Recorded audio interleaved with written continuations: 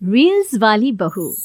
प्रज्ञा को रील्स बनाने का बड़ा ही क्रेज है और वो दिन भर रील्स बनाती रहती है। खाते पीते घूमते फिरते घर में कॉलेज में रील्स बनाने के कारण प्रज्ञा पूरे कॉलेज में हाईलाइटेड है।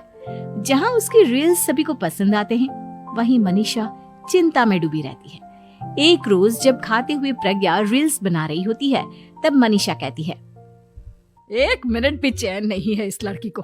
ये नहीं कि खाना तो आराम से खा ले, लेकिन नहीं, अरे थोड़ी देर रील्स नहीं बनाओगी तो आसमान नहीं टूट पड़ेगा। अरे मम्मी, इसी को तो कहते हैं डिटर्मिनेशन। तुम नहीं समझोगी ये सब।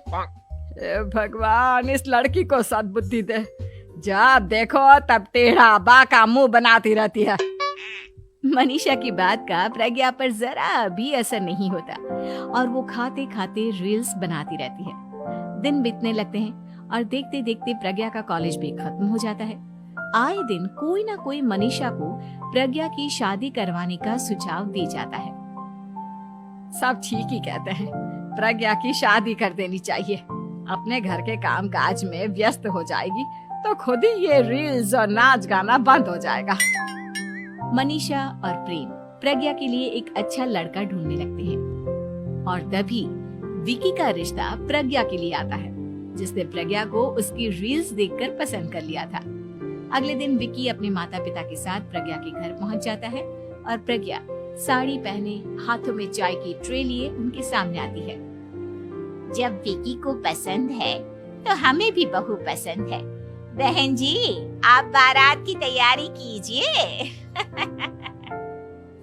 एक बार लड़का लड़की अकेले में बात कर ले तो अच्छा रहेगा। हाँ हाँ, क्यों नहीं। मनीषा विकी को प्रज्ञा के कमरे में भेजती है, जहां प्रज्ञा पहले से ही रील्स बना रही होती है। तभी विकी कहता है, आ गए आपके साजन जी। हमारे साथ ये रील्स कंप्लीट करती तो और भी अच्छा रहता। अच्छा जी, अब आ ही गए हैं तो बना ही लेती हूँ आपके साथ। दोनों मिलकर रील्स बनाते हैं। जब वी मीट और तुरंत पोस्ट भी कर देते हैं। फिर विकी कहता है, जब आप साड़ी में चाय लेकर आई तब मुझे लगा कि कहीं मैं गलत घर में तो नहीं आ गया। अब सही है। दोनों की शादी पक्की हो जाती है और शादी के दिन भी प्रज्ञा रील्स बनाने से चूकती नहीं।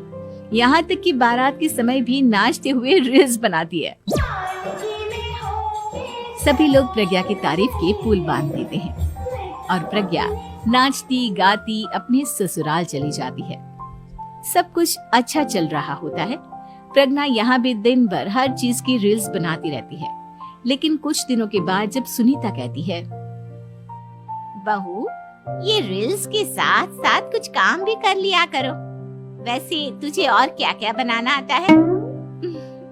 मम्मी जी, वैसे तो सब कहते हैं कि मैं सब कुछ अच्छा बनाती हूँ, लेकिन मुझे लगता है कि मैं मैगी अच्छा बना लेती हूँ। हाँ, कॉफी भी अच्छा बना लेती हूँ और मुंह तो सबसे अच्छा बना लेती हूँ। हैं?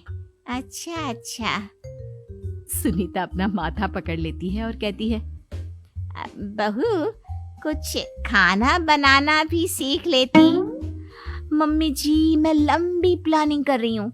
जल्दी ही मैं इतनी फेमस हो जाऊंगी कि मुझे पैसे मिलने लगेंगे। हम दोनों सास बहू राज करेंगे, राज।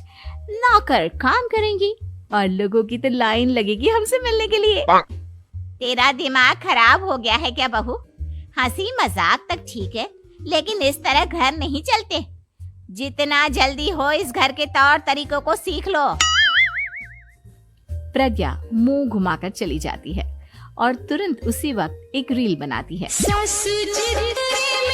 ये देख सुनीता का गुस्सा 7वें आसमान पर चला जाता है और विकी के घर आती ही सुनीता उसे सब कुछ बताती है। विकी भी अब प्रज्ञा की इन हरकतों से परेशान हो जाता है। तुम टेंशन मत लो मम्मा, मैं देख लूंगा। विकी कमरे में जाता है तो देखता है कि प्रज्ञा रील्स बना रही है। विकी बड़े ही प्यार से प्रज्ञा से कहता है, प्रज्ञा, इन सब के लिए मैं तुम्हें मना नहीं कर रहा हूँ, लेकिन फिर भी हर वक्त तो ये अच्छा नहीं लगता ना। समझने की कोशिश करो, मुझे भी तुम्हारा थोड़ा वक्त चाहिए। मैं जब ऑफिस से आता हूँ तो मुझे समय देने की जगह इसी में लगे रहते हो। तुम ज्यादा ही सोच रहे हो। तुम भी मेरे साथ रील्स